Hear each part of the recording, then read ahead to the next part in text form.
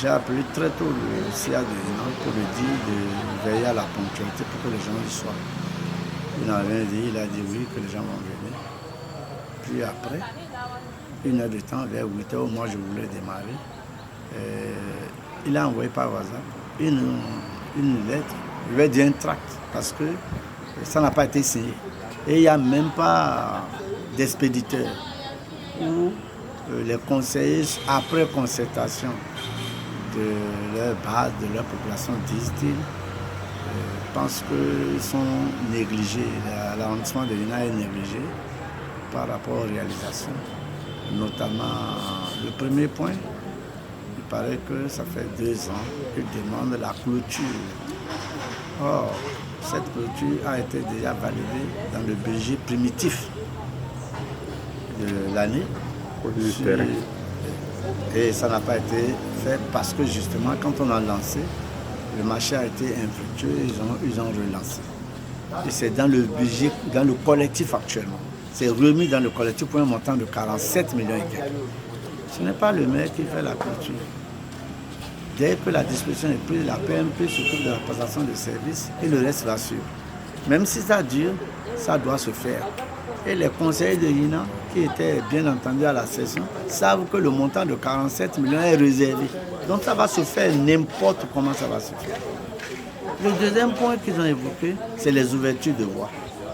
Les ouvertures de voies, malheureusement, on a prévu de faire, pas Hénin seul, on a prévu de faire ouverture des voies dans les 5 arrondissements, chefs-lieux d'arrondissement.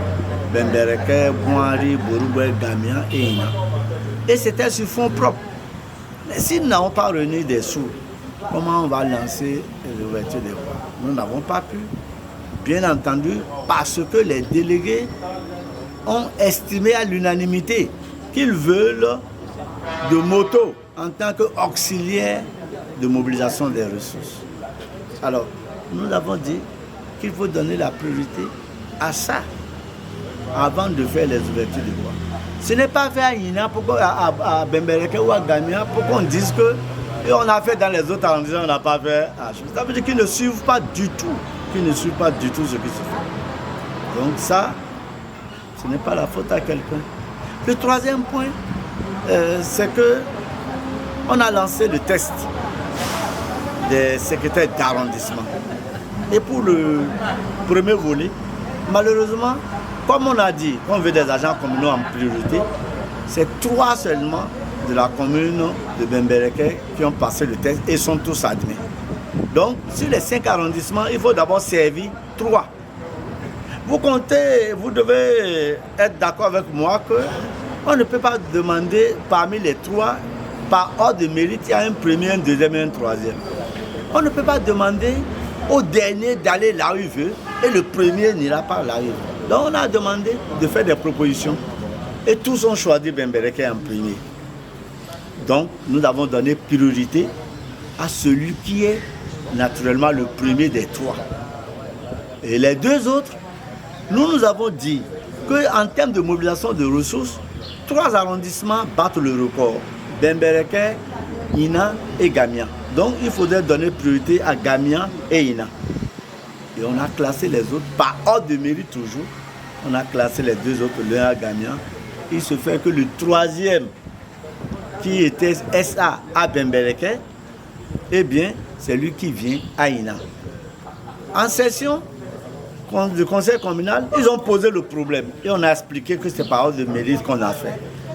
Maintenant, Borougboué, il est à 3 mois de la retraite, donc on dit qu'il peut continuer avant qu'on fasse le second test complémentaire.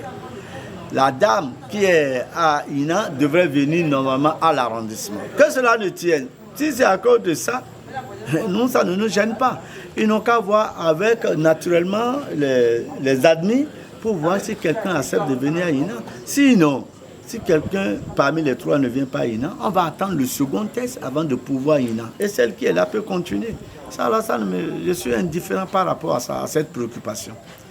Donc, c'est le test qu'il a amené. Et lorsqu'on choisissait les SE, personne ne savait que c'est la SE là qui va venir chez nous.